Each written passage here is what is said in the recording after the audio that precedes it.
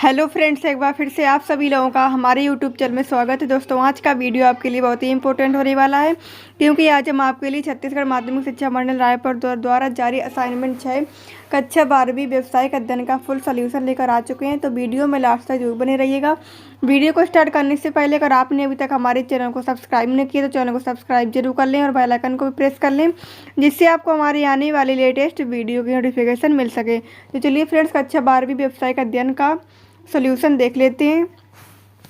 पहला क्वेश्चन इसमें दिया हुआ है आपका, विपणन मिश्रण के 4 तत्वों को समझाइए। अंक 4, शब्द सीमा 75 से 100 शब्दों के बीच में आपको इसका उत्तर देना है। तो इसका उत्तर देख लेते हैं दोस्तों। प्रश्न क्रमांक एक का उत्तर दिया हुआ है। पहला पॉइंट दिया हुआ है इसमें, वस्तु का नियोजन एवं विकास। तो इसमें दिया हुआ है, एक अच्छी संस्था वस्तु का अच्छा नियोजन करती है। वर्तमान में ग्राहक अच्छी डिजाइन, फैशन तथा उत्तम क्वालिटी की वस्तु चाहता है। यह तभी संभव है जब उपक्रम में वस्तु के निर्माण हेतु उचित नियोजन एवं विकास का तत्व हो। इस तत्व के अंतर्गत वस्तु के गुण, ब्रांड नाम, रंग, आकर्षक पैकिंग, प्रयोग, गारंटी व सेवा आदि तत्वों को शामिल किया जाता है। फिर इसके बाद दूसरा पॉइंट दिया हुआ है इसमें, कीमत निर्धारण। किसी भी वस्तु के विपणन में उसका मूल्य अत्यधिक प्रभावित करता है। कीमत अधिक होने पर वह वस्तु बाजार से हट जाएगी तथा कम होने पर उपक्रम को लाभ नहीं होगा। इसी के साथ व्यापार में तेजी, मंदी, मूल्यों में उतार चढ़ाव ये ऐसे तत्व हैं जिनका विपणन पर प्रत्यक्ष प्रभाव पड़ता है, अतः विपणन के अंतर्गत विभिन्न घटकों को ध्यान में रखकर मूल्य निर्धारित किया जाना चाहिए। फिर इसके बाद तीसरा पॉइंट दिया हुआ है, वितरण माध्यम। वितरण माध्यम के अंतर्गत यह देखा जाता है कि वस्तु का विक्रय किस माध्यम से होगा, किस स्थान पर होगा, विक्रय सीधे होगा या मध्यस्थों द्वारा, विक्रय स्थानीय होगा या बाहर भी माल भेजा जाएगा, आदि घटक विपणन विश्लेषण के लिए महत्वपूर्ण होते हैं। फिर इसके बाद क्वेश्चन नंबर चौथा दिया हुआ, इसके बाद चौथा पॉइंट दिया हुआ इसमें, विक्रय संवर्धन। आज की विपणन व्यवस्था में अच्छे से अच्छा सामान तब तक नहीं भेजा जा सकता जब तक उसका उचित विज्ञापन ना हो। विज्ञापन के अतिरिक्त विक्रय प्रवर्तन की अनेक विधियां हैं, अतः एक अच्छा विपणन करता। तो बच्चों, पढ़ाई में डाउट्स आते हैं, सॉल्व नहीं हो पा रहे हैं, घबराओ मत। इसका सॉल्यूशन है डाउटनोट ऐप। जिस भी सवाल में आपको डाउट है उसकी फोटो खींचो, क्रॉप करो और 5 सेकंड के अंदर अंदर आपको उसका वीडियो सॉल्यूशन मिल जाएगा, वो भी बिल्कुल फ्री में। यानी अब आप पूछिए अपने अनलिमिटेड सवाल कहीं भी और कभी भी। अब चाहे आपका सवाल क्लास 30 से 12वीं IIT JEE या नीट का हो, या फिर CBSE, UP, बिहार, राजस्थान या अन्य स्टेट बोर्ड का हो, कोई भी सब्जेक्ट हो, physics, chemistry, math, biology, science, आपके सभी सवालों के जवाब आपको मिलेंगे सिर्फ डाउटनोट ऐप पर। साथ ही डाउनलोड पर चल रही है क्लास 9वीं से 12वीं IIT JEE और नीट के बच्चों के लिए ऑनलाइन क्लासेस, जिसका हिस्सा बनकर देश के सभी राज्यों से बच्चे लेकर आए रैंक 1। तो आज ही डाउनलोड ऐप इंस्टॉल करो, अपने सभी डाउट्स भगाओ और टॉप रैंक ले आओ। अपनी वस्तु का अधिक विक्रय करने के लिए विपणन कार्यक्रम बनाता, क्योंकि संवर्धन के बिना व्यवसाय का विकास नहीं हो सकता। फिर इसके बाद प्रश्न क्रमांक दूसरा देख लेते हैं। प्रश्न क्रमांक दूसरा दिया हुआ है, उपभोक्ता के किन्हीं 4 दायित्व को समझाइए। तो इसका उत्तर देख लेते हैं दोस्तों। प्रश्न क्रमांक दूसरे का उत्तर दिया हुआ है, उपभोक्ता के दायित्व निम्नलिखित हैं। पहला पॉइंट दिया हुआ है इसमें, वस्तु उचित मूल्य पर बेचना। एक व्यवसायी का प्रथम उत्तरदायित्व है कि वह उपभोक्ता से वस्तु के बदले उचित मूल्य ही प्राप्त करे, क्योंकि उपभोक्ता से कपट, धोखा व बेईमानी केवल एक बार ही की जा सकती। दूसरी बार तो वह आपकी दुकान पर आएगा ही नहीं। स्वाभाविक है कि ऐसा करने से व्यवसाय का अस्तित्व ही नष्ट हो जाएगा, अतः उपभोक्ता से सदैव उचित मूल्य ही लेना चाहिए। फिर इसके बाद दूसरा पॉइंट दिया हुआ है, श्रेष्ठ वस्तुओं का ही विक्रय।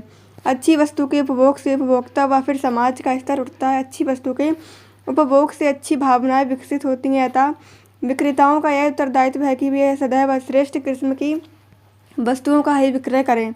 इससे व्यवसाय की ख्याति भी बढ़ती है। फिर इसके बाद तीसरा पॉइंट दिया हुआ है, उपभोक्ता शिकायतों को दूर करना। उपभोक्ता की शिकायत को सदैव मार्गदर्शक के रूप में लेते हुए शिकायतों को दूर करने का प्रयास करना चाहिए। व्यवसायी का उत्तरदायित्व है कि वह उपभोक्ता संतुष्टि को ध्यान में रखे और शिकायत को तत्काल दूर करे। चौथा पॉइंट दिया हुआ है इसमें, प्रमाणित वस्तुओं का विक्रय। राष्ट्रीय व अंतर्राष्ट्रीय स्तर पर ऐसी वस्तुओं के स्तर को मापने वाली कुछ संस्थाएं होती हैं।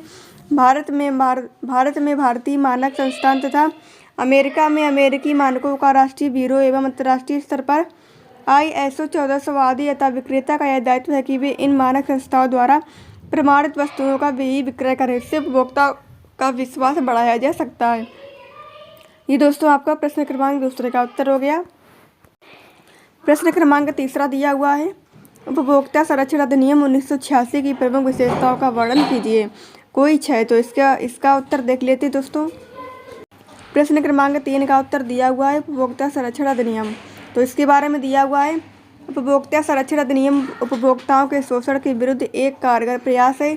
उपभोक्ता संरक्षण अधिनियम का बिल 9 दिसंबर 1986 को भारतीय संसद के पटल पर रखा गया, जो पारित हो गया। 24 दिसंबर 1986 को भारत के राष्ट्रपति ने इस अधिनियम पर अपनी स्वीकृति प्रदान की। यह अधिनियम जम्मू तथा कश्मीर राज्य को छोड़कर संपूर्ण भारत में 15 अप्रैल 1987 से लागू हो गया। फिर इसके बाद दिया हुआ है उपभोक्ता संरक्षण अधिनियम की मुख्य विशेषताएं। तो पहला पॉइंट दिया हुआ है इसमें क्षेत्र का फैलाव, तो इसमें दिया हुआ है यह अधिनियम निजी, सार्वजनिक तथा सरकारी सभी क्षेत्रों में लागू होता है। फिर इसके बाद दूसरा पॉइंट दिया हुआ है इसमें मदों का फैलाव। यह अधिनियम सभी अनुचित प्रतिबंधित व्यापार वस्तुओं एवं सेवाओं पर लागू होता है जब तक कि किसी वस्तु अथवा सेवा को केंद्रीय सरकार द्वारा विशेष रूप से इस अधिनियम से मुक्त न कर दिया जाए। तीसरा पॉइंट दिया हुआ इसमें प्रभावी संरक्षण, तो इसमें दिया हुआ है यह उपभोक्ताओं को त्रुटिपूर्ण पदार्थों, असंतोषजनक सेवाओं तथा अनुचित व्यापार व्यवहारों से सुरक्षा प्रदान करता है। अर्थात इस अधिनियम के अंतर्गत उन सभी क्रियाओं पर रोक लगाने का प्रावधान है जो उपभोक्ताओं के लिए जोखिम उत्पन्न करती हो। फिर इसके बाद चौथा पॉइंट दिया हुआ इसमें प्रावधानों की क्षतिपूरक प्रकृति, तो इसके बारे में दिया हुआ है उपभोक्ताओं की मदद के लिए अनेक अधिनियम पास किए गए, इनका लाभ तो उपभोक्ता उठाते हैं। उपभोक्ता संरक्षण अधिनियम यदि उपभोक्ता चाहे तो उन्हें अतिरिक्त मदद प्रदान कर सकता है। अतः इस अधिनियम के प्रावधान की प्रकृति क्षतिपूर्वक अथवा अतिरिक्त मदद प्रदान करने की उपभोक्ताओं को किसी भी अधिनियम का लाभ उठाने की पूरी स्वतंत्रता होती है। फिर इसके बाद दिया हुआ है 3 स्तरीय शिकायत निवारण तंत्र। उपभोक्ताओं को उनके अधिकारों का लाभ प्रदान करने के लिए उपभोक्ता न्यायालय स्थापित किए गए। यह अधिनियम 3 स्तरीय शिकायत निवारण तंत्र प्रस्तुत करता है। जिला स्तर पर जिला फोरम, दूसरा पॉइंट दिया हुआ राज्य स्तर पर राज्य आयोग, तीसरा पॉइंट दिया हुआ राष्ट्रीय स्तर पर राष्ट्रीय आयोग। फिर इसके बाद छठा पॉइंट दिया हुआ इसमें उपभोक्ता अधिकारों का समूह। यह अधिनियम उपभोक्ताओं को अनेक अधिकार प्रदान करता है। ये अधिकार उपभोक्ता सुरक्षा, सूचना, चयन, प्रतिनिधित्व, उपचार, शिक्षा आदि से संबंधित हैं।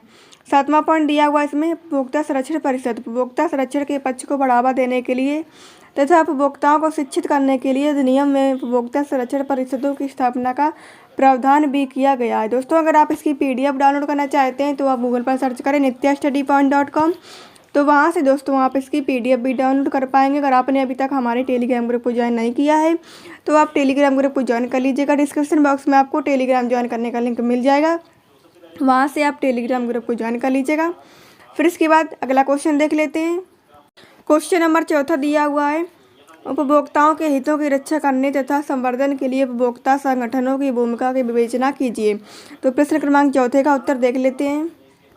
प्रश्न क्रमांक 4 का उत्तर दिया हुआ है, उपभोक्ता संरक्षण में उपभोक्ता संगठनों एवं NGO की भूमिका को निम्नलिखित बिंदुओं से स्पष्ट किया जा सकता है। पहला पॉइंट दिया हुआ है इसमें उपभोक्ताओं को शिक्षित करना, तो इसके बारे में दिया हुआ है उपभोक्ता संगठन उपभोक्ताओं को अपने अधिकारों के प्रति जागरूक करते हैं। इनके द्वारा यह कार्य सभाएं आयोजित करके, सम्मेलन आदि आयोजित करके किया जाता है। इनके द्वारा उपभोक्ताओं को स्वयं सहायता करने की शिक्षा भी दी जाती है। दूसरा पॉइंट दिया हुआ है इसमें उपभोक्ता हित से संबंधित समाचारों का प्रकाशन। ये संगठन उपभोक्ताओं की समस्याओं, कानूनी रिपोर्ट, राहत तथा उपभोक्ता हित में कार्यों के संबंध में पाक्षिक या अन्य प्रकार के प्रकाशनों का प्रकाशन करते हैं। फिर इसके बाद तीसरा पॉइंट दिया हुआ है विभिन्न वस्तुओं की जानकारी करके उनका निरीक्षण करना है। तो उसके बारे में दिया हुआ संगठनों द्वारा समय समय पर विभिन्न प्रकार के उत्पादों से संबंधित आवश्यक आंकड़ों की जानकारी एकत्र की जाती है, तत्पश्चात उनका निरीक्षण किया जाता है। निरीक्षण से प्राप्त परिणामों से उपभोक्ताओं को परिचित कराया जाता है। चौथा पॉइंट दिया हुआ इसमें अनुचित व्यवहार के प्रति कार्रवाई के लिए उपभोक्ताओं को प्रेरित करना। ये संगठन बेईमान, शोषण करने वाले तथा अनुचित व्यापारिक व्यवहार करने वाले विक्रेताओं के प्रति कार्रवाई करने के लिए उपभोक्ताओं को प्रोत्साहित करते हैं। पांचवा पॉइंट दिया हुआ इसमें उपभोक्ता को कानूनी सहायता प्रदान करना। ये संगठन अपनी समस्या के उचित निदान के लिए उपभोक्ताओं को कानूनी सलाह प्रदान करते हैं। छठा पॉइंट दिया हुआ इसमें उपभोक्ता के हित के लिए शिकायत दर्ज करना। उपभोक्ता संगठन ऐसे पीड़ित व्यक्तियों की ओर से भी शिकायत दर्ज कराते हैं जो अपनी शिकायत को दर्ज कराने में खुद सक्षम नहीं है। इन संगठनों द्वारा उपभोक्ता की शिकायत के निवारण के लिए ऐच्छिक शिकायत केंद्रों को भी संचालित किया जाता है। ये दोस्तों हो गए आपके प्रश्न क्रमांक 1 से लेकर 5 तक के प्रश्नों के उत्तर। वीडियो पसंद आया तो वीडियो को लाइक कर लें। चैनल पर पहली बार विजिट कर रहे हैं तो चैनल को सब्सक्राइब जरूर कर लें और अपने दोस्तों के साथ भी शेयर कर दें। वीडियो में अंत तक बने रहने के लिए बहुत बहुत धन्यवाद। Thanks for watching video.